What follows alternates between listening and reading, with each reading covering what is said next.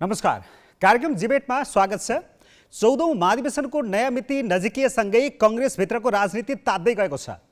Party सभापतिमा आकाङ्क्षीहरू धेरै देखिएका छन्। संस्थापन पक्षबाट वर्तमान सभापति शेरबहादुर देउवाले पुनः दोहोरिने प्रश्न पारेका छन्। संस्थापन इतरबाट भने सभापतिका प्रत्याशीहरू धेरै देखिएका छन्, जसमध्ये रामचन्द्र पौडेल, विमलेन्द्र निधि, शेखर कोइराला, शशाङ्क कोइराला, प्रकाशमान सिंह सभापतिको प्रतिस्पर्धाको अग्रमोर्चामा छन्। करिब 3 दशकदेखि सहकार्य गर्दै आएका शेरबहादुर देउवा र विमलेन्द्र निधि अहिले फरक धारमा देखिएका छन्। दुई नेताबीचको सहकार्य कसरी टुट्यो? निधिले धोका दिँदैछन् कि देउवाले? न्यायालय ठप्प छ, तर पनि दलहरू किन प्रष्ट धारणा बनाउन सकिरहेका छैनन्? अमेरिकाबाट एक पछि अर्को गरी उच्च अधिकारी नेपाल आउँदैछन्। अब सरकारले एमसीसी के गर्छ? गठबन्धन सरकारको गति सन्तोषजनक छ त? आज हामी यिनै विषयमा केन्द्रित रहेर कुराकानी गर्दैछौँ र छलफलका लागि हामीसँग हुनुहुन्छ नेपाली कङ्ग्रेसका उपसभापति विमलेन्द्र निधि। निधिजी, यहाँलाई कार्यक्रममा स्वागत छ। धन्यवाद। जय नेपाल। अब तपाईँ सभापतिको उम्मेदवार होइन, सभापतिमा लड्ने त प्रश्न भइसक्यो। म सभापतिमा लड्छु। 14औं महाधिवेशनमा म सभापतिको उम्मेदवार छु भनेर सभापति शेरबहादुर देउवाजीलाई पनि भनिसकेको छु, सबैलाई भनिसकेको छु, सार्वजनिक रूपमा बोलिसकेको छु र यसको लागि मैले तयारी गर्नको लागि सम्पर्क कार्यालय पनि बानेश्वरमा, थापा गाउँ बानेश्वरमा खोलिसकेको छु। अब तपाईँ र शेरबहादुर देउवा बिचको करिब 28 वर्षदेखिको सहकार्य अहिले टुटेको देखिन्छ। तपाईँहरू दुई फरक धारमा कसरी टुट्यो? होइन, तपाईँहरूको दृष्टिकोण, तपाईँहरूको विश्लेषण गर्ने पद्धतिमा मलाई केही भन्नु छैन, तर अब यसलाई मैले सहकार टुट्यो भनेर भन्दिनँ। मूल कुरा के छ भने म राजनीतिक कर्मी पनि होइन। राजनीतिमा मेरो जुन समर्पण हो त्यो नेपाली काङ्ग्रेसको झन्डामुनि बसेर नेपालमा लोकतन्त्रको लागि आन्दोलन गर्ने, लोकतन्त्रको स्थापना, पुनर्स्थापना, राज्यको पुनर्संरचना र त्यसपछि लोकतन्त्र स्थापित भइसकेपछि पार्टी, देश र जनताको सेवा गर्नको लागि मेरो समर्पित भूमिका हो। यो भूमिकामा बेला बेलामा फरक भूमिका हुन्छ। त्यसकारणले यसलाई सहकार्य टुट्यो भनेर नभनौँ। म चाहिँ सभापतिको उम्मेदवार छु। अब सभापतिको उम्मेदवार शेरबहादुर देउवाजीलाई मैले धेरै पहिले भनिसकेको थिएँ। साँच्चै भन्नुहुन्छ भने 10औं, 11औं, 12औं महाधिवेशनदेखि उहाँको र मेरो बिचमा जुन सम्बन्ध हो त्यसमा मैले पहिलेदेखि भनिरहेको थिएँ, एक दिन आउला तपाईँ सभापति र तपाईँ नेतृत्व गरेको सन्दर्भमा कहीँ न कहीँ कमा पूर्णविराम लाग्ला अनि त्यो अवस्थामा म पार्टीको नेतृत्व गर्न चाहन्छु, त्यसमा तपाईँको समर्थन पनि चाहन्छु। त्यो त मैले पहिले छलफल विचार विमर्श सहज र सरल वातावरणमा गर्दै थिएँ। 13औं महाधिवेशनको बेलामा मैले उहाँलाई बरु प्रस्तावको साथ भनेको थिएँ कि 14औं महाधिवेशनमा म सभापतिमा उठ्छु, लड्छु। मेरो पनि चाहना छ नेपाली काङ्ग्रेसको सभापति भएर पार्टीको सेवा गरौँ, नेपाली काङ्ग्रेसको सभापति भएर देश र जनताको सेवा गरौँ। त्यो बेलामा तपाईँको समर्थन मलाई चाहिन्छ, तपाईँले दिनु होला भन्दाखेरि उहाँले हुन्छ भन्नुभएको थियो। अब मैले त्यही आधारमा आफूलाई सभापतिमा प्रस्तुत गरेको छु। त्यसकारण यसलाई सहकार टुट्यो, तपाईँले सुरुमा भन्नुभयो कसलाई धोका दियो, कसैलाई धोका दिएको पनि छैन, सहकार टुटेको पनि छैन। म सभापतिको उम्मेदवार छु, रहन्छु। त्यो सामान्य एउटा प्रक्रिया हो। त्यो पछिल्लो पटक देउवाजीसँग तपाईँको यहाँ बालुवाटारमा पनि भेट भयो, त्यो समाचारको विषय पनि बनेको थियो। यो जो समाचारको रूपमा बाहिर आयो नि तपाईँहरू बिचको डायलग संवाद चाहिँ त्यो भएको के थियो? कुरा के भएको हो त्यहाँ? होइन, उहाँले बोलाउनु भयो, बोलाउँदाखेरि प्रसङ्ग यसरी चल्यो र प्रसङ्ग के भन्नुभयो भनेदेखि ल तपाईँले भन्नुभयो कुराले म अर्को तरिकाबाट भन्छु। तपाईँले कोटै हेल्नुभयो के भन्नुभयो, उहाँले पनि हेल्प गर्छु म। यो बिचमा उहाँले कतै भाषण गर्दाखेरि ज्ञानेन्द्रको कारणले, तत्कालीन राजा ज्ञानेन्द्रको कारणले गणतन्त्र आएको हो। म त प्रजातन्त्रको खिलाफमा जान सक्दिनँ। राजालाई पनि रिक्वेस्ट गरेँ तर उहाँले मान्नु भएन, त्यही कारणले गणतन्त्र आयो भन्ने उहाँले कता भाषण गर्नुभयो होइन। त्यो भाषणको बारेमा एउटा अर्को शीर्षक आएको छ। ज्ञानेन्द्रले चाहन्छ भने चुनाव लडे भइहाल्यो नि त भन्ने आएको छ। मलाई त राम्ररी लागेको थियो, अरूले सबैले राम्ररी लागेको थियो। तर तपाईँले कोट्याएको हुनाले त्यो भेटमा जब म गएँ, हामी साथीहरू बसिरहेको थियो, जब उहाँ आउनुभयो, उहाँले आफैले भन्नुभयो मैले बोल्दै नबोलेको कुरा मिडियाले भनिदियो, के कुरा बोल्नु नबोल्नु भनिदियो, त्यही त चुनाव लडेर आउनुपर्छ भनेर मैले भनेकै होइन भनिदियो। अनि मैले उहाँले भने एकछिन सुनेपछि यो मलाई त राम्रै लागेको थियो, तपाईँले अब एग्रेसिभली आउन थाल्नु भन्नु थालेँ। मैले होइन मैले बोलेकै छ, यो झुट कुरा हो, त्यस्तो यो प्रोभोकेटिभ कुरामा बोल्न सक्छु भनेर बोल्नुभएको छ होइन। कसरी खण्डन गर्ने भन्ने कुरा पनि भन्नुभएको छ। अब मैले यो कुरा भनिदिएर सहकारी जस्तै भएको नि त उहाँको लागि आफैले खण्डन गर्नु पनि भएन भन्ने उहाँको थियो एक। त्यसपछि मैले नै भने तपाईँले बोलाउनु भएको छ यो हाम्रो टिमको भनौँ न गुटको बैठक, सबैजना आइपुग्नुभयो, प्रयोजन के हो भन्नुहोस्। उहाँले आफैले भन्नुभयो अब 14औं महाधिवेशनको तयारी गर्नु पऱ्यो, केन्द्रीय समितिको बैठक छ, त्योभन्दा पहिले पदाधिकारीको बैठक छ, केन्द्रीय समितिको बैठकबाट प्रस्तावहरू पारित गर्नुपर्ने हुन्छ, समिति उपसमिति बनाउनु पर्ने हुन्छ। तपाईँ सभापतिमा लड्नुहुन्छ भनिरहनु भएको छ, मान्नुहुन्न, तपाईँलाई अधिकार छ, तपाईँलाई शुभकामना छ भनेर उहाँले आफैले भन्नुभयो। मैले प्रसङ्गै नउठाएको अवस्थामा पनि उहाँले नै यो भन्नुभयो। अनि मैले यो त मेरो लागि गुड न्युज हो, शुभकामना, तपाईँको अधिकार पनि छ भन्नुभएको छ, त्यही हो, अधिकारै प्रयोग गरिरहेको छु, तपाईँले शुभकामना भन्नुभएको छ, यो मेरो लागि गुड न्युज हो। होइन बस त्यो होइन भन्नु उहाँले। अनि यही प्रसङ्गमा कुरा हुँदै जाँदाखेरि पछिल्लोपल्ट भएको कुराकानी चाहिँ थियो। अनि यही प्रसङ्गमा कुरा हुँदाखेरि त्यही के हो भन्दाखेरि मैले भने उहाँलाई तपाईँ प्रधानमन्त्री हुनुहोस् न, मलाई सभापतिमा सहयोग गर्नुहोस्, मलाई अहिले प्रधानमन्त्री हुने हतार छैन, प्रधानमन्त्री हुने चाहना कसलाई हुँदैन, तर अहिले हतार छैन, अहिले म सभापति बन्न चाहन्छु, तपाईँले भनेको छु, मलाई समर्थन गर्नुहोस्, तपाईँ प्रधानमन्त्री भइराख्नुहोस्। अनि ज्योतिषीको कुरा आयो, कति पटक प्रधानमन्त्री हुने भनेको छ, उहाँले ज्योतिषको बारेमा टिप्पणी पनि गर्नुभयो जुन म यहाँ तपाईँले त्यो चर्चा गर्न चाहन्न। अनि पटक पटक कुरा हो, हामी एकदम त्यो सहज वातावरणमा ठट्टा गर्दै हाँसो गर्दै, हामी धेरैजना थियो, विजय गच्छेदार, बालकृष्ण खाँर, पूर्णबहादुर खड्का, डिना उपाध्याय, के अरे प्रकाश शरण महत, होइन म थिएँ, हामी सबैजना थियौँ।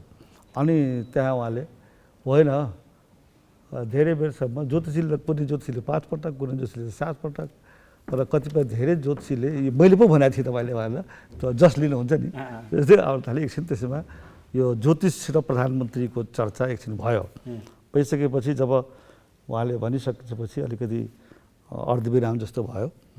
अनि मैले भने तपाईँले त ज्योतिषीले प्रधानमन्त्री हुन नै भनेको छ, सभापति हुन भनेको त छैन।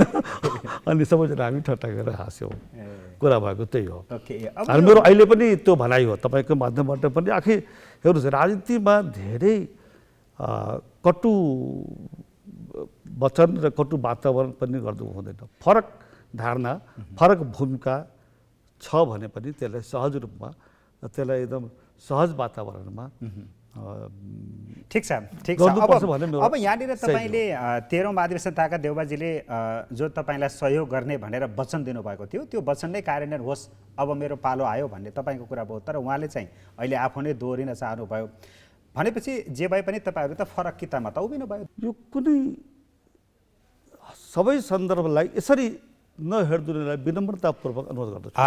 म के भन्छु भनेदेखि तपाईँहरू पटक पटक भन्नुहुन्छ, अरूले पनि पटक पटक भन्नु, जो राम्रै कुरा हो, टिका लगाएर कुनै नेता बन्नु हुँदैन, पद हुनु हुँदैन पनि भन्नुहुन्छ, जसको सिधा अर्थ के हो भने निर्वाचन प्रणालीबाट भयो भने त लोकतान्त्रिक प्रणाली भयो नि त।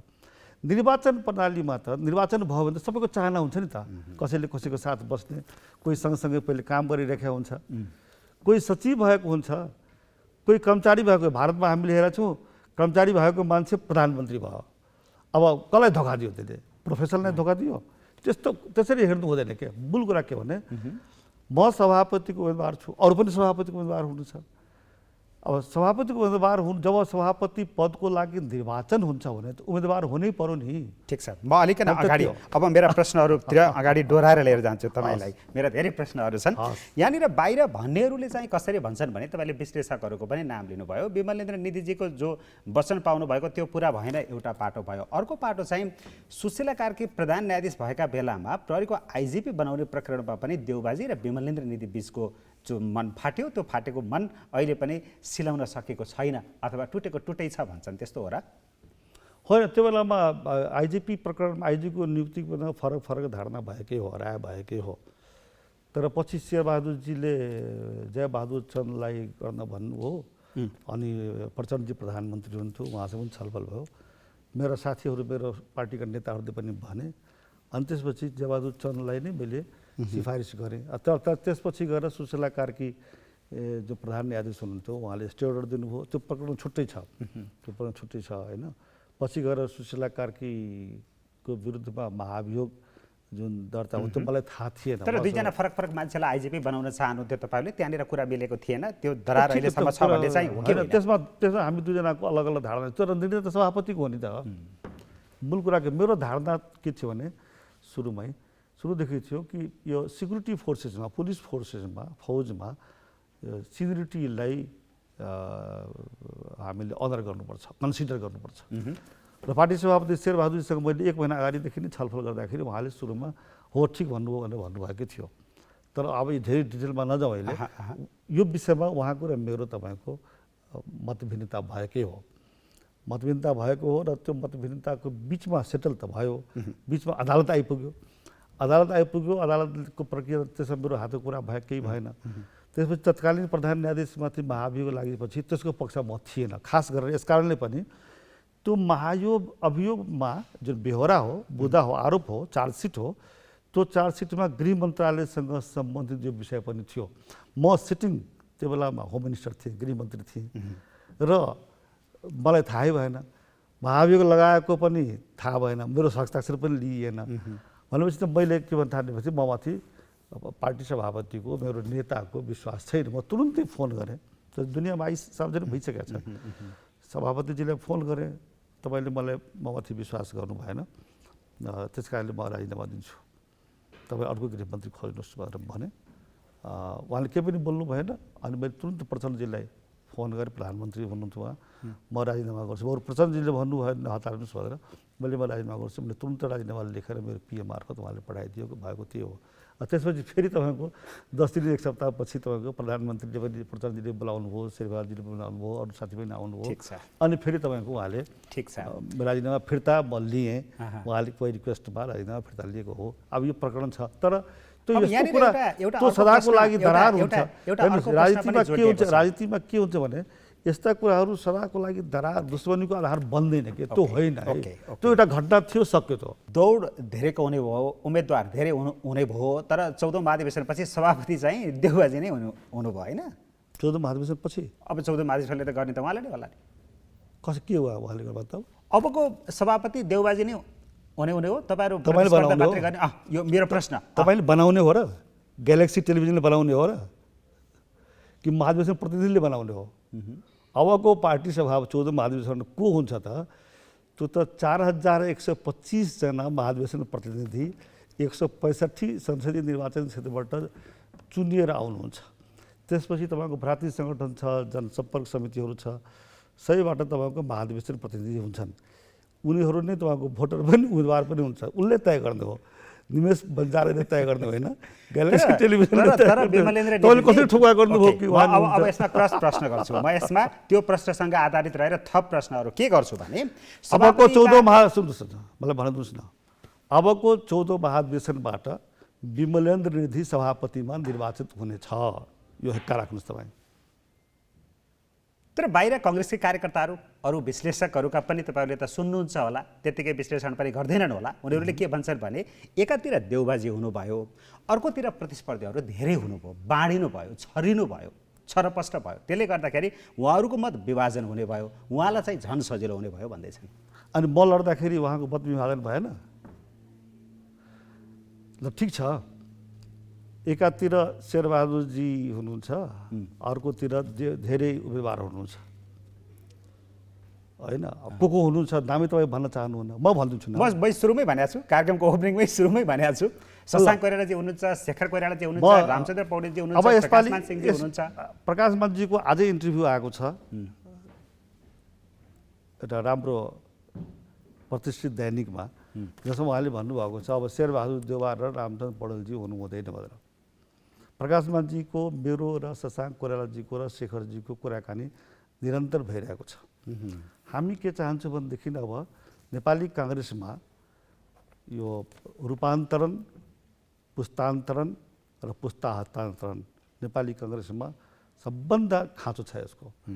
त्यसको लागि हामीहरू काम गरिरहेका छौँ, हामीहरू सोच गरिरहेका छौँ।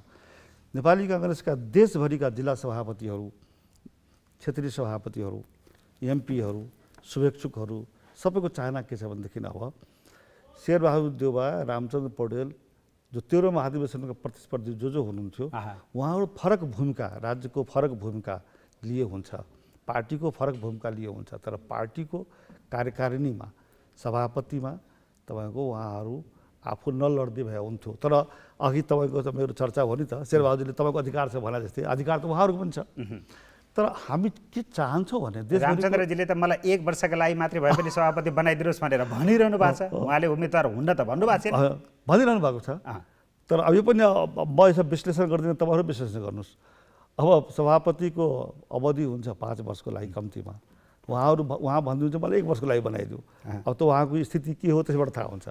म त्योभन्दा बढ्ता भन्दै, उहाँ एकदम आदरणीय नेता हुनुहुन्छ, त्यस कारण म त्योभन्दा बढ्ता भन्न चाहन्न। तर म तपाईँलाई के भन्न चाहन्छु भने तपाईँहरूको विश्लेषण जुन छ नि, हाम्रो विश्लेषण होइन, हामी त प्रश्न गरिदिने हो बाहिरबाट। तपाईँले भन्नुभयो तपाईँको प्रश्न जुन छ नि आधारित विश्लेषणमा यो आधारित कि शेरबहादुर देउवाजीको खेमामा भनौँ न म थिएँ, लुकेको छैन नि त। म पनि लड्दैछु भने त शेरबहादुरजीको खेमाको मत पनि विभाजित हुन्छ नि त। त्यस कारणले शेरबहादुरजी सुनिश्चित हुनुहुन्छ भन्ने छैन नि त। रामचन्द्रजी पनि सुनिश्चित हुनुहुन्न र शेरबहादुर पनि सुनिश्चित हुनुहुन्न। त्यस कारण म के भन्छु भने यो नेगोसिएसन भइदियो भने राम्रो हुन्थ्यो। म सुरुमा भनेको थिएँ है, म फेरि भन्न चाहन्छु, म जुन बेलामा आफूलाई सभापतिको लागि प्रस्तुत भएँ त्यो बेला मैले के भनेको थिएँ भने अहिले नेपाली काङ्ग्रेसमा हस्तान्तरण, पुस्तान्तरण र रूपान्तरणको जरुरत छ। नम्बर 1, आगामी निर्वाचनमा नेपाली काङ्ग्रेस जित्नु परेको छ देशको लागि, जनताको लागि। सङ्घीय लोकतान्त्रिक गणतन्त्रात्मक शासन प्रणाली जुन हामी ल्याएका छौँ, राज्यको पुनर्संरचना जुन हामीले गरेका छौँ, नयाँ संविधान जुन हामीले पहिलोपटक नेपालको इतिहासमा नेपाली जनताले आफ्नो संविधान आफै बनाएको छ, यो सबैको रक्षाको लागि मात्रै होइन, सफल कार्यान्वयनको लागि। सफल कार्यान्वयन म सबभन्दा महत्त्वपूर्ण शब्दावली प्रस्तुत गर्न चाहन्छु, विषय प्रस्तुत गर्न चाहन्छु, कार्यदिशा प्रस्तुत गर्न चाहन्छु। अहिलेको कार्यदिशा नेपालको एज ए होलिस्टिक पोलिटिकल तपाईँको एजेन्डा के हुनु छ भनेदेखि अहिलेको प्रणाली, सिस्टम र अहिलेको कन्स्टिट्युसन दुईटैको सफल कार्यान्वयन गर्नु जरुरी छ। कम्युनिस्ट पार्टीबाट यसको सफल कार्यान्वयन भएन। त्यसको लागि तपाईँ नेतृत्वमा जानुपर्छ। त्यसको लागि पहिले नेपाली काङ्ग्रेस, त्यस कारणले देशमा नेपाली काङ्ग्रेसको सरकार हुनुपर्दछ। आगामी सरकार नेपाली काङ्ग्रेसको हुनुपर्छ। किनभनेदेखि सङ्घीय लोकतान्त्रिक गणतन्त्रात्मक प्रणालीको सफल कार्यान्वयनको लागि र अहिलेको संविधानको सफल कार्यान्वयनको लागि। कम्युनिस्टहरूबाट तपाईँको यसको सफल कार्यान्वयन हुँदैन। यो 3.5 वर्षको अनुभवबाट हामी देखिसक्यौँ। त्यस कारणले म काङ्ग्रेस जित्नु पर्यो पहिले, रुखछाप जित्नु पर्यो पहिले। अब त्यो कुराको लागि म काम गर्न चाहन्छु सभापतिको हैसियतले। नेपाली काङ्ग्रेसको सभापति भएँ भनेदेखि म मतदाता र जनताको बिचमा गएर के भन्न चाहन्छु भने सङ्घीय लोकतान्त्रिक गणतन्त्रात्मक प्रणाली जुन हामी ल्यायौँ, संविधान जुन हामीले बनायौँ, यत्रो ठुलो परिवर्तन जुन हामी ल्यायौँ, परिवर्तनलाई सम्भव बनायौँ, परिवर्तन सम्भव छ है र परिवर्तनको सफल परिणाम सफल कारणबाट आउँछ है भन्नको लागि मतदातामा जानु पर्यो नि खुला दिलले। त्यो चाहिँ कसले गर्न सक्छ सक्दैन म भन्न सक्दिनँ, अहिलेसम्म भएन। जति भयो त्यसको लागि प्रशंसा गर्छु, आदर गर्छु, सम्मान गर्छु। उहाँहरूले धेरै गर्नुभयो, शेरबहादुरजीले, रामचन्द्रजीले अथवा जो अहिले नेपाली काङ्ग्रेसको फर्स्ट फ्रन्ट लाइनर्स लिडर हुनुहुन्छ अथोरिटीमा, उहाँहरूकै दूरदर्शिताको कारण सुशील कोइरालाजी बित्नुभयो, उहाँहरूकै दूरदर्शिताको कारणले गर्दाखेरि संविधान बनेको छ। त्यो त उहाँहरूको योगदान हो नि। त्यत्रो धेरै योगदान गरेको शेरबहादुरजी फेरि सभापति हुनुहुन्छ, फेरि योगदान गर्नुहुन्छ, के बिग्रियो त? होइन, अब चाहिँ उहाँले जति गर्न सक्नु पर्थ्यो गरिसक्नुभयो। म इकोनोमिक्स पनि पढेको छु। इकोनोमिक्समा के भन्छ भनेदेखि तपाईँको यो इक्विलिब्रियम पोइन्ट भन्छ के, इक्विलिब्रियम पोइन्ट के हुन्छ भने डिमान्ड र सप्लाईको बिचमा सर्टेन जस्तो तपाईँले चिनी खानुहुन्छ अथवा मिठाई खानुहुन्छ, म सजिलो गरी बुझाउँ, मिठाई खानुहुन्छ, मिठाई खान खुब मन लाग्छ नि, एउटा खाउँ, दुईवटा खाउँ, तिनवटा खाउँ लाग्छ, मिठाई त गुलियो हुन्छ, मिठाईको कमी कमजोरी केही छैन। तर एउटा पोइन्टमा गएर मिठाई तपाईँको धेरै खानुभयो भनेदेखि त्यो राम्रो बन्दैन। जहाँ अधिकतम सन्तुष्टि दिन्छ त्यही पोइन्टमा, त्यही गणनामा मिठाई खानुपर्छ। त्यसलाई भन्छ इक्विलिब्रियम पोइन्ट भन्छ के। त्यो तपाईँको हामीले इकोनोमिक्स पढ्दाखेरि इन्डिफरेन्स कर्भमा त्यो पढाइ हुन्छ। त्यसलाई के हुन्छ भने डिमिनिसिङ ल इन्क्रिजिङ ल लागु हुन्छ। कुनै पनि चिजको तपाईँको क्वालिटी बढ्दै जान्छ, एउटा पोइन्टमा गएर त्योभन्दा बढ्दा क्वालिटी बढ्दैन। डिमिनिसिङ पोइन्ट लागु हुन्छ, एउटा पोइन्टमा गएर त डिमिनिस हुन्छ।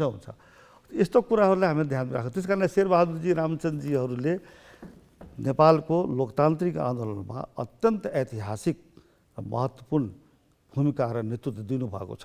उहाँहरूको त्यो भूमिकालाई, उहाँहरूले गरेको त्यो योगदानलाई अब पुग्यो, सम्मान अब गर्नु। अब हामीलाई पालो पाऊँ, हामी दिन्छौँ योगदान। पालो कुरा होइन, अब अरूले गर्छ। तपाईँहरू बढी साथीभरि तपाईँले गर्नु पर्दैन, हामी पनि गर्न सक्छौँ। त्यही हो कुरा हो। अब तपाईँ शशाङ्क कोइराला, शेखर कोइराला, प्रकाशमान सिंह बीच पनि सहमति हुन्छ होइन? हुन्छ। तपाईँहरूको बीचबाट एकजना मात्रै उम्मेदवार हुनुहुन्छ। के अरे यो प्रकाशमान शशाङ्कसँग म कुरा गरिरहेको छु, 6-7 पटक कुरा भयो हामी तीनजनाको बिचमा। शेखरजीसँग पनि कुरा गरिरहेछौँ, सिटोलाजीसँग पनि कुरा गरिरहेछौँ, कुरा त सबैसँग गरिरहेछौँ। र मलाई लाग्छ, मलाई विश्वास छ हामी तीनजना मध्येबाट कोही एकजना बन्छौँ।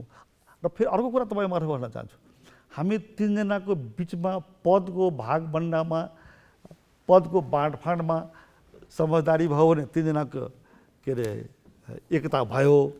पदमा भएन भने एकता भएन, त्यो नजरियाबाट हेर्नु पनि हुँदैन, कसैले पनि हुँदैन। म हात जोडेर तपाईँको सबै दर्शक र मेरो पार्टीको साथीहरूलाई भन्न चाहन्छु, हामी चाहन्छौँ, म प्रकाशमानजी, शशाङ्कजी, शेखरजीहरू हामी चाहन्छौँ आपसमा मिलेर एउटा साझा उम्मेदवार दिउँ। म अघि भन्न थालेको थिएँ, तपाईँ बिचमा रोक्नुभयो।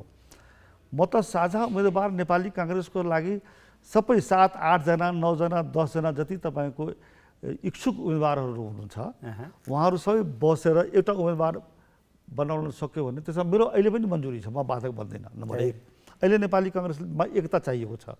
दुईवटा कुरा सँगसँगै भन्छु, वैचारिक प्रष्टता र सङ्गठनात्मक एकता, दुईवटा कुरा चाहिन्छ क्या। वैचारिक प्रष्टताको बारेमा मैले भने, म अझै भन्न चाहन्छु। वैचारिक प्रष्टताको बारेमा मेरो एकदम चर्चित, म पटक पटक भनेको छु, त्यसको पक्ष विपक्षमा टिका टिप्पणी हुने गर्दछ। मेरो 9 सूत्र छ: राष्ट्रियता, लोकतन्त्र, समाजवाद, गणतन्त्र, सङ्घीयता, समावेशिता, मिश्रित निर्वाचन प्रणाली, धर्मनिरपेक्षता, अहिंसा र शान्ति। यो 9 पोइन्ट जुन छ नि, त्यो 9 पोइन्ट नै वैचारिक प्रष्टताको आधार हो। त्यस कारण यसमा प्रष्ट हुनुपर्छ, यसमा कुनै तपाईँको दुविधा राख्नु हुँदैन। वैचारिक लाइन क्लियर हुनु पर्यो। यो नेपाली काङ्ग्रेस, नेपाली काङ्ग्रेसले यो संविधान हामीले बनाएको होइन, खोइ अर्काको पछि लागेर बनाएका हौँ भनेर भन्यो भने को हामी पछि लाग्छ? त्यस कारणले हाम्रो नेताहरूमा, कार्यकर्ता साथीहरूमा यो संविधान हामीले बनाएका हौँ, सुशील कोइरालाको नेतृत्वको भएको बेलामा संविधान जारी भएको हो कि होइन, यो संविधान हामीले बनाएको हौँ र यस संविधानको सफल कार्यान्वयनको जरुरत छ। यसमा संशोधन, परिमार्जन हुँदै गर्छ, जनताको चाहना अनुसार, जनताको हितमा यसको सफल कार्यान्वयन गर्नुपर्छ। यो ओनरसिप लिएर गर्वको साथ भन्नुपर्छ, यो कम्युनिस्टहरूले चाहेको भए यो संविधान थोरै बन्थ्यो। तपाईँले भनिसक्नुभयो, निर्दलवादीहरूले भनिदिनुहोस्, निर्दलवादीहरू, एकदलवादीहरू, अधिनायकवादीहरू, सैनिक तानाशाहीवादीहरू अथवा कम साम्यवादीहरूले चाहेको अनुसार यो संविधान बनेको होइन। यति प्रतिकूल अवस्थाको बावजुद संविधान सभामा हाम्रो सङ्ख्या बहुमत नपुग्ने अवस्था हुँदाहुँदै पनि नेपाली काङ्ग्रेसको दूरदर्शी, नेपाली काङ्ग्रेसको सिप, नेपाली काङ्ग्रेसको एकदम स्किलफुल त्यो यो प्रस्तुतिले गर्दाखेरि लोकतान्त्रिक संविधान आएको छैन। अहिलेको संविधान लोकतान्त्रिक हो नि त, अहिलेको संविधान त कम्युनिस्टिक संविधान हो नि। कम्युनिस्टको मेजोरिटी भएको ठाउँमा कम्युनिस्टले संविधान, कम्युनिस्ट प्याटर्नको संविधान बनाउन नसकुर भन्नुको कम्युनिस्टको पो असफलता हो, हाम्रो असफलता हो र हामी त गर्व गर्नुपर्दछ।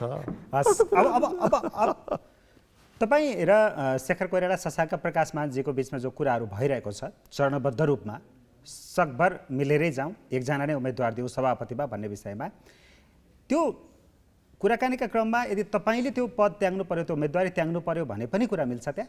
हामी तिनजनामा छलफल हुँदैछ। यो अहिले अब छलफल अन्तिम बेलासम्म गएर के हुन्छ त्यो हामीले तिनजना मिलेर के भनेको छ भने नेपाली काङ्ग्रेसको राष्ट्रिय राजनीतिको बारेमा, दिशाको बारेमा, कार्यदिशाको बारेमा र देशको राष्ट्रिय राजनीतिक कार्यदिशाको बारेमा हामी अब चारैजना मिलेर साझा धारणा बनाऊ टाइम टु टाइम। जसरी अहिलेको 13औं महाधिवेशनका प्रत्याशीहरू को हुनुहुन्छ 3 जना, शेरबहादुरजी, रामचन्द्रजी, सिटौलाजी। कुनै पनि इस्यु आयो भने, पार्टीको इस्यु एजेन्डा आयो भने, नेसनल इस्यु आयो भने अथवा एजेन्डा आयो भने उहाँहरू 3 जना बस्ने गर्नुहुन्छ, बसेर एउटा साझा धारणा बनाउनुहुन्छ। साझा धारणा बनायो भने पार्टीको केन्द्रीय समितिमा उहाँहरूले प्रस्तुत गर्नुहुन्छ। उहाँहरूको 3 जनाको साझा धारणा भयो भनेदेखि तपाईँको के हुँदै गर्छ, नेपाली काङ्ग्रेसले प्रायः जसो एडप्ट गर्छ त्यसलाई, होइन।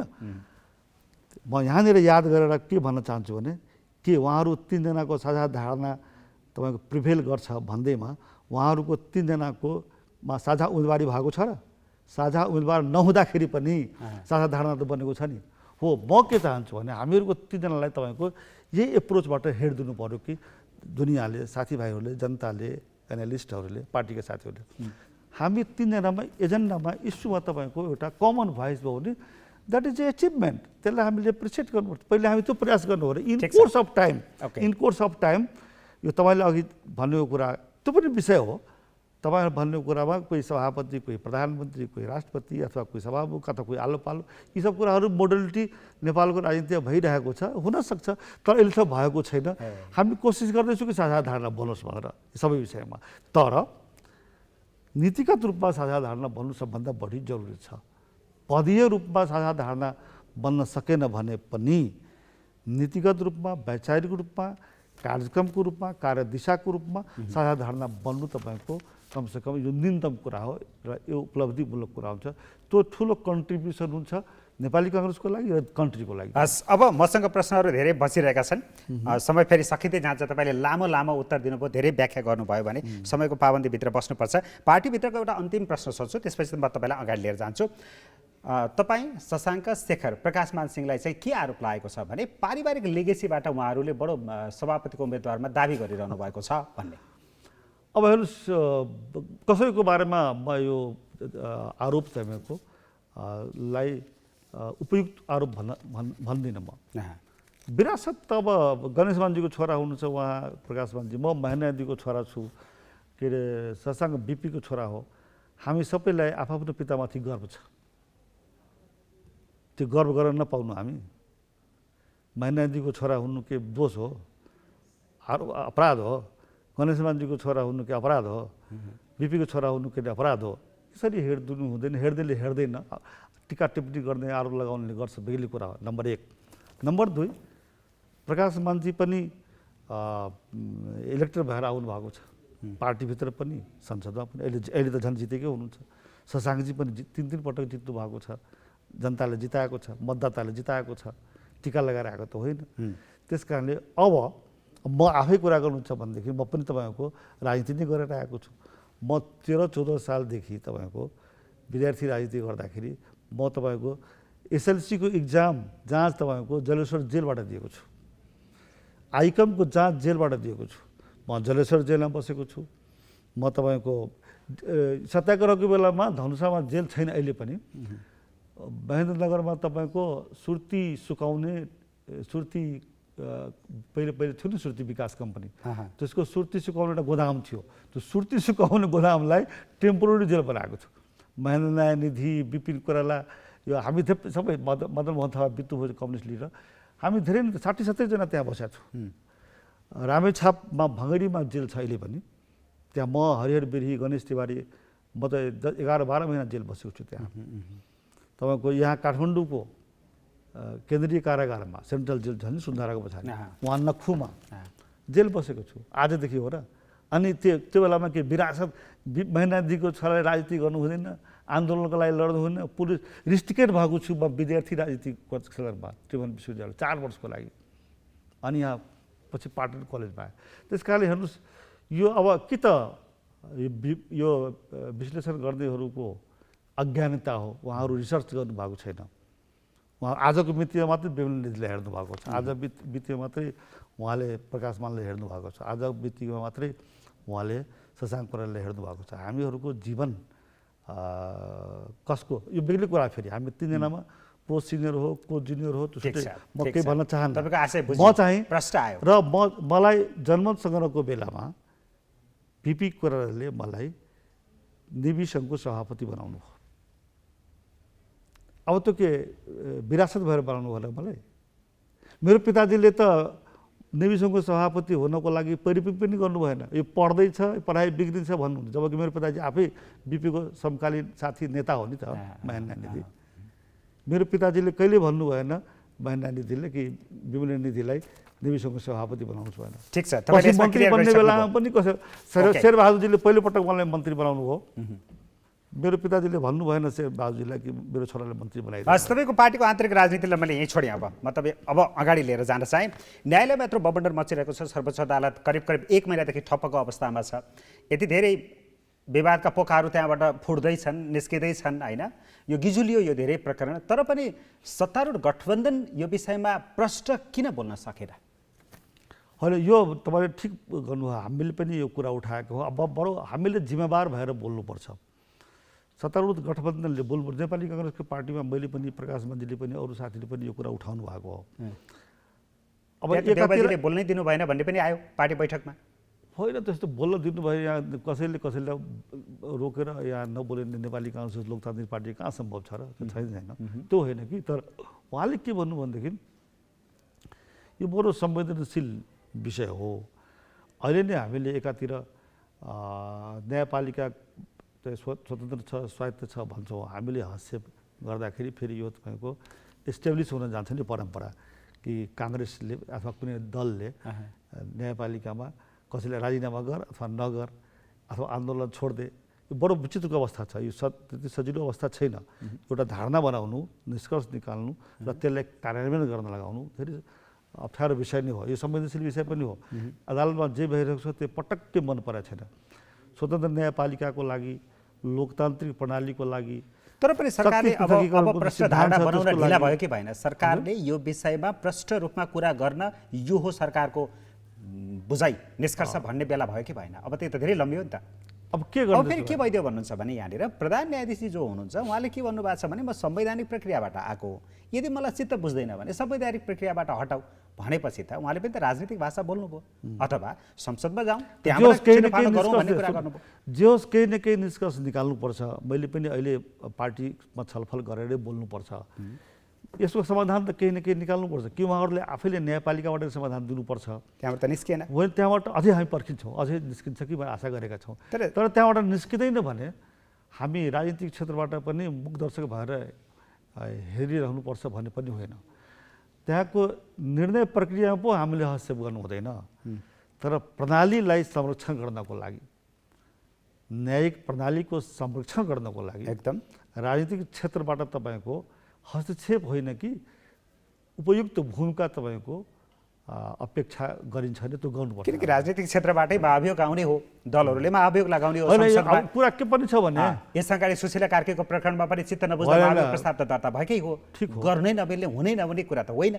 तर हामीलाई लाग्यो त राजनीतिक क्षेत्रलाई महसुस भयो पो महाभियोग लगाउने हो त। अन्य क्षेत्रलाई महसुस भएको भित्रमा हामी लगाउने, अन्य क्षेत्रले आफ्नो काम आफै गर्छ नि त। भनेपछि राजनीतिक क्षेत्रसँग कुनै असन्तुष्टि छैन होइन? किन छैन? कार्य सम्पादनले राजनीति किन छैन? राजनीतिक क्षेत्रमा त एज ए होल उहाँको मात्र होइन, पुरा न्यायपालिका नै तपाईँको अहिले अस्तव्यस्त भएको छ नि त। न्यायपालिकाको सम्पूर्ण परिवार नै यसमा जिम्मेवार छन्। कोही एकजना मात्रै होइन, कोही बढी होला, कोही कम होला। हो, यस्तो अवस्थामा राजनीतिक क्षेत्रले कस्तो किसिमको समाधान दिन सक्छ जो तपाईँको कार्यान्वयन पनि हुन सकोस्, नम्बर 1, र जो भविष्यको लागि तपाईँको यो उदाहरण पनि तपाईँको अनुकरणीय उदाहरण हो। त्यो भनेको के हुन सक्छ त त्यसो भए? त्यो बाटो भने त्यो बाटो त्यो हामी छलफल गर्छौँ। अहिले नै मसँग मैले भनिरहनु कुरा आएछ, मसँग जवाब छैन यसको। तर निष्कास निकाल्नुपर्छ भन्नेसँग म सहमत छु। अब यहाँ प्रधान न्यायाधीशले राजीनामा दिनुपर्छ भन्ने एउटा कुनै संस्थामा न्यायपालिका कल्पना गर्नुहोस् न। त्यसो भए के एउटा न्यायपालिकामा प्रधान न्यायाधीशको सबै न्यायाधीशहरू तपाईँको खिलाफमा छ भने, बेन्चमा बस्नै चाहँदैन भने त्यो न्यायाधीश आफैले पनि सोच्नुपर्छ कति दिनसम्म म बसिरहन्छु भनेर। एक। अर्को कुरा, अब बहुमत न्यायाधीशहरूले चाहँदैमा यो परम्परा के हुन्छ भने जति बेला पनि भविष्यमा के बहुमत न्यायाधीशहरूले चाह्यो भने एउटा प्रधान न्यायाधीशले जतिखेर मन लाग्यो हटाउने जति बेला राख्ने बहुमत न्यायाधीशले गर्छ त गर्नुपर्छ त्यो परम्परा बसाल्ने त त्यहाँ मात्रै छैन, सिङ्गो बार नेपाल बारले पछि त्यही भन्छु त्यसो भए के नेपाल बारलाई नै सिफारिस गर्न दिने फलानु प्रधान न्यायाधीश बनाऊ फलानु प्रधान न्यायाधीश हटाऊ फलानु न्यायाधीश राख फलानु नराख भने नेपाल बारकै अधिकार क्षेत्र कार्यक्षेत्र पार्नु यो धेरै सङ्कटपूर्ण अवस्था उब्जेको छ। यो कुनै पनि तपाईँको डिजायरेबल सिचुएसन छैन। त्यस कारणले राजनीतिले यसको अब हस्तक्षेप गर्ने बेला आयो मलाई पनि फिल भएको छ। म पनि साथीहरूसँग नेताहरूसँग यो कुरा छलफल गरिरहेको छु। किनकि अन्तिममा जनतालाई न्याय दिने त सरकार नै हो नि। अन्तिम अल्टिमेट त अहिले तपाईँले त्यो भन्नुहुन्छ अरू कुनै बेला भन्नु जनतालाई न्याय दिने सरकार कहाँ हो जनतालाई न्याय दिने त नेपालीको हो भन्नु होला तपाईँले। नेपालीका किन चाहिन्छ विशेष परिस्थितिको कुरा विशेष परिस्थिति होइन regular situation normal situation. Judiciary भनेको त कार्यपालिका भनेको आखिर न्याय त सबैलाई हो सबै क्षेत्रले सबैलाई न्याय दिन्छ डाक्टर नर्सदेखि लिएर पत्रकारदेखि लिएर सबैले न्याय आजकल न्याय शब्द यस्तो भएको छ कि कुनै पनि क्षेत्रमा लाग्यो कुनै पनि पेसाका कर्मीहरूले न्याय दिनुपर्छ। आफ्नो उद्योग वाणिज्यसँग लागेका मान्छेले तपाईँले न्याय दिनुपर्छ व्यवसायीले भन्छ। अब यो त त्यस कारण यसको सापेक्षता निरपेक्षताको बहसमा पढ्न चाहन्छ। तर एउटा कुरा के भन्न चाहन्छु अदालतको जुन दिनै यो अवस्था देखिन्छ त्यसको समाधान गर्नुपर्छ। प्रधान न्यायाधीशले त यसको किन नेतृत्व प्रधान न्यायाधीशको हातमा छ त्यस कारणले प्रधान न्यायाधीशले यसको समाधान दिनुपर्छ। एक दोस्रो कुरा अरू न्यायाधीशहरूले पनि समाधान खोज्नुपर्छ। जस्तै हामी राजनीतिक क्षेत्र भन्छौँ नि शेरबहादुरले समाधान दिनुपर्छ। शेरबहादुरले मात्रै किन त्यसो भए कि रामचन्द्र जिम्मेवार छैन त्यसो भए सिटौलाजी जिम्मेवार हुनु न बेमनिधि जिम्मेवार छैन शशाङ्क जिम्मेवार छैन भनेर सोधिन्छ नि त हो त्यस्तै हो। अब तपाईँ यति सिनियर नेतालाई मैले एउटा प्रश्न गरिनँ भने यो अपुरो हुन्छ। यो पछिल्लो पटक खास गरी गजेन्द्र हमाललाई मन्त्री बनाएपछि यो प्रकरण बढी सतहमा आयो र गिजुलियो। यहाँनिर भनिएको छ प्रधान न्यायाधीशको कोटामा गजेन्द्र हमाललाई मन्त्री बनाइयो र प्रधान न्यायाधीशले मागेका आधारमा प्रधानमन्त्री शेरबहादुर देउवाले उहाँलाई मन्त्री बनाउनु भन्ने कुरा आएको छ। कङ्ग्रेसको यति सिनियर नेतालाई मैले यो प्रश्न गरिनँ भने राम्रो हुँदैन। यहाँनिर भनिँदैछ भाग खोज्नेले त खोज्यो यस्तो प्रकरणमा शक्ति पृथकीकरणको सिद्धान्त विपरीत भाग दिनेले किन दियो ऊ पनि त दोषी हो ऊ पनि त जिम्मेवार हो भन्ने कुरा आएको छ। ठिकै हो तर शेरबहादुरले भनिसक्नु भएको छ हामीलाई थाहा छ मलाई व्यक्तिगत रूपमा थाहा छ गजेन्द्र हमाल नेपाली काङ्ग्रेसको नेता हो। नेपाली काङ्ग्रेस प्रजातन्त्र हुँदा गजेन्द्र हमाल त हाम्रो सभापति नै त्यो त धेरैले भनिसक्नुभयो त्यो अलिअलि आइसक्यो पनि कुरा। तर उहाँ बाहेक अरू नेताहरू हुनुहुन्छ होला जो सक्रिय हुनुहुन्छ जो प्रभावकारी हुनुहुन्छ जो संसद जितेर आउनुभएको छ। संसदै नभएको नेतालाई पनि भेटिँदै नभेटेको संविधानमा संसद नभएकोलाई पनि छ तर कङ्ग्रेसमा नभएको स्थिति त होइन नि त। एक सय नेता हुनुहुन्छ त्यो पनि बहस र टिप्पणीको विषय भएको छ। देउबाजीले यसको जिम्मेवारी लिनु पर्दैन पर्छ किन लिनु पर्दैन कसरी लिनु अरे त्यो जिम्मेवारी उहाँले जिम्मेवारी लिनु भएन पदमुक्त गर्नुभयो नि त फेरि पदमुक्त त उहाँ आफै हुनुभयो कि देउबाजीले गर्नुभयो कि यो बहसमा म जान्न होइन के कुखुरा पहिले कि के अरे चल्ला पहिले कि अन्डा पहिले भन्ने बहसमा पढ्न चाहन्न। तर के होस् उहाँले राजीनामा दिनुभयो भन्ने तपाईँसँग साँचो कुरा गर्दाखेरि गजेन्द्र हमालले राजीनामा दिनुभयो भन्ने कुरा नै एक किसिमले पुष्टि गर्दछ कि भागभण्डामा उहाँले बनाउनु भएको थियो होला। यो किसिम त्यो भन्ने ठाउँ धेरै छ। जसरी न्यायपालिकाले कुनै मुद्दाको फैसला गर्दाखेरि आशय यो देखिन्छ भनेर उहाँहरू लेख्नुहुन्छ नि त आशय बुझिन्छ नि प्रमाण बुझिन्छ नि। अब त्यो विषयमा धेरै पढ्न चाहन्न म। ओके अब तपाईँले बताउँ अब गजेन्द्र हमाल मेरो प्रिय मित्र हुनुहुन्छ झन्डै उहाँले मेरो सभापति उहाँले भोटै हाल्ने अवस्था हुनुहुन्थ्यो के गर्नु मलाई अप्ठ्यारो पर्यो एउटा भोट छैन अहिले पनि घटेको छैन बचाउनुहोस् एउटा भोट जोगाउनुहोस् होइन। अब यो सरकारको पर्फर्मेन्स कस्तो छ अहिले सरकारले राम्रो काम गरिरहेछ? अब मैले सरकारले राम्रो नराम्रो काम जति गर्नुपर्ने गरिरहेको छैन तर कोरोनाको नियन्त्रणमा भ्याक्सिनेसनको कुरामा त राम्रै काम गरेछ। प्रकाश माझीले त सरकारले काम गर्न सकेन असफल जस्तै भयो भन्दै हुनुहुन्छ होइन भ्याक्सिन यी अरू धेरै कुराहरू छन् नि जो विवादास्पद भएको छ नि त कुन ठाउँमा चाहिँ सरकारको काम गराइ राम्रो देखियो नियुक्तिहरूको बारेमा विवादास्पद भएको छ होइन। त्यसै तपाईँको अहिले धेरै नीतिगत निर्णयहरू जुन दिनुपर्ने हो त्यसको बारेमा अहिले जति भएको छ पार्टीभित्रमा पनि तपाईँको सरसल्लाह खास भइरहेको छैन त्यसो विवादास्पद कामहरू भएको छ। तर अरू धेरै अहिले सरकारको खिलाफमा सरकारले गर्ने भनेको त यो 13 महिनामा के काम गर्न सक्छ। तर कङ्ग्रेसका नेताहरूले चाहिँ के भन्नुहुन्छ भने पटक पटक हामीसँग आएरै भन्नुहुन्छ अरू नेताहरूले कङ्ग्रेस जति धेरै सरकारमा बस्छ त्यति धेरै हामीलाई चुनावमा घाटा हुनेवाला छ भन्नुहुन्छ, त्यो त चित्त नबुझेरै होला नि। त्यसमा दम छ, यो तर्कमा दम छ त्यो होइन। तर अब सरकारमा जानै हुँदैन, पहिले सरकारमा नहुँदाखेरि लौ बर्बाद भयो, यो पुरा चाहिँ देश कम्युनिस्टले खाइसक्यो, त्यस कारणले ओली सरकारले हटाउनै पर्छ पनि भनियो। ओली सरकारले हटाउनको लागि त अर्को कहाँबाट आकाशबाट ल्याउने? हामीसँग त जम्मा 63 जना सांसद थियो। हाम्रो नेता अब प्रचण्डजी, माधवजी सबैले आएर शेरबहादुरजीलाई प्रधानमन्त्री बनिदिनुहोस् भन्नुभयो। हामीले पनि हाम्रो पार्टीको सभापति प्रधानमन्त्री बन्ने अफर आएपछि त नाइ भन्ने कुरा आएन। परिबन्ध अथवा परिस्थिति त्यस्तो भन्यो र सरकार भन्यो। सरकार तर तपाईँ पनि यो भन्दै हुनुहुन्छ कि सरकारमा चाहिँ धेरै बस्यो त्यति चुनावमा घाटा हुनेवाला छ भन्ने कुरामा चाहिँ दम छ। त्यसमा दम छ है। दम छ। अब एमसीसी के गर्नुहुन्छ? सरकार यो एमसीसीमा पनि साह्रै गुमराहमा पर्यो। हुन त अघिल्ला सरकारहरू पनि गुमराहमै परे, तर यसपटक चाहिँ अलिक क्लियर लाइन देखिन्छ कि मन्त्री ज्ञानन्द बहादुर कार्कीले तपाईँको एमसीसीमा हस्ताक्षर गर्नुभएको। एमसीसी तपाईँको अनुदानमा आउनु, यो नेपालमा कस्तो हुन्छ भनेदेखि तपाईँको त्यो अनुदानमा आएको छ कि सहज रूपमा आएको छ कि यो धेरै ठुलो एमाउन्टको बजेट आयो भन्ने बित्तिकै पक्ष र विपक्षमा नेपाल बाँडिन्छ। त्यस कारणले पनि तपाईँको धेरै ठुल्ठुलो विकासको योजनाहरू तपाईँको फास्ट ट्र्याकको त्यही भएको हो होइन। अब अहिले आर्मीलाई दिएको छ। अहिलेसम्म जो म के अरे भर्ती प्रधानमन्त्री हुँदाखेरि सबैजना मेरो खिलाफ लागे। के हो यो? ठेकेदारहरू खिलाफ लागे, ठेकेदारहरूको बहकामा नेताहरू लागे। बस सिधा कुरा, सांसदहरू लागे। त्यसो एमसीसी के हुन्छ? एमसीसी पारित हुनुपर्छ, नेपालको लागि हितकारी हो यो। तर सरकारले गर्छ के? चुनावसम्म रोकेर जाने सरकारले बहुमत होइन, संसदमा बहुमत आएन पारित हुने हो। बहुमत दिँदैन भने के पारित हुन्छ? सरकारले प्रयास गरिरहेको छ। प्रचण्डजीले, माधवजीलाई जुन सरकारका गठबन्धन दलहरू छन् त्यसमा तपाईँको सहयोग भएन। जस्तो पहिले ओलीजी पनि एमसीसी पारित हुनुपर्छ भन्ने पक्षमा छ। म आफै पुरा गरेको छु ओलीजीसँग, म छुट्टै सन्दर्भमा। शेरबहादुरजी र ओलीजीसँग म छुट्टै सन्दर्भमा एमसीसीको लागि पुरा गर्न गएको होइन।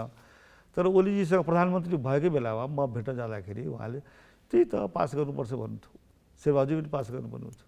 तर त्यो बेलामा ओलीजीले हटाउनुपर्छ भन्ने सबैको चाहना थियो, मेरो पनि चाहना थियो। प्रचण्डजीले, माधवजीले होइन किन यो सरकारमा, हामी सरकारमा आएपछि गर्नलाई भन्थ्यो। अहिले फेरि उहाँहरूकै पार्टीमा पनि विवाद छ। त्यस कारणले प्रचण्डजीको पार्टी, माधवजीको पार्टीभित्रै तपाईँको एमसीसीको बारेमा धेरै ठुल्ठुलो राष्ट्रियताको अनाहकमा यो भनेपछि त यो राजनीतिको त जरा नसा तपाईँले बुझ्नुहुन्छ। यो अन्तर्वार्ताका क्रममा बढी कति गहिरो अन्तर्वार्ता दिनुभयो, कति गहिरो कुराहरू राख्नुभयो। अब त्यसो हो भने विमलेन्द्र दिदीजीले यो सिधा बताइदिनुहोस् कि अर्को चुनाव नहुँदासम्म र त्यो चुनाव पछिको संसदको शक्ति सन्तुलन गणित कस्तो हुन्छ त्यो बेलासम्म चाहिँ एमसीसी पारित गर्ने सम्भावना छैन? होइन, त्यो मैले भने एमसीसी पारित सिम्पल कुरा हो। यसमा धेरै माथा पिच्ची गरिरहनु पर्दैन। कुनै पनि प्रस्ताव, कुनै पनि विधेयक पारित हुनको लागि त बहुमत चाहिन्छ नि। त्यही त, त्यो स्थिति अहिले देखिएन। बहुमत आयो भने पारित हुन्छ, बहुमत छैन पारित हुँदैन। त्यो स्थिति अहिले देखिएन नि त, अहिलेसम्म देखिरहेको छैन। तर अमेरिकाबाट उच्च अधिकृतहरू आउँदै हुनुहुन्छ, सहायक विदेश मन्त्रीहरू आज र भोलि पनि आउँदै हुनुहुन्छ। यसले के देखाउँछ भने अलिक बढी चासो हो कि अमेरिकाको भन्ने त प्रश्न देखायो। अब यसलाई चाहिँ कसरी तपाईँहरूले जवाब दिनुहुन्छ? के जवाब दिनु पर्यो बेले एमसीसीको विषयमा? सरकारले, तपाईँले होइन, सरकारले कसरी जवाब दिन्छ अथवा नेपालले के भन्ने?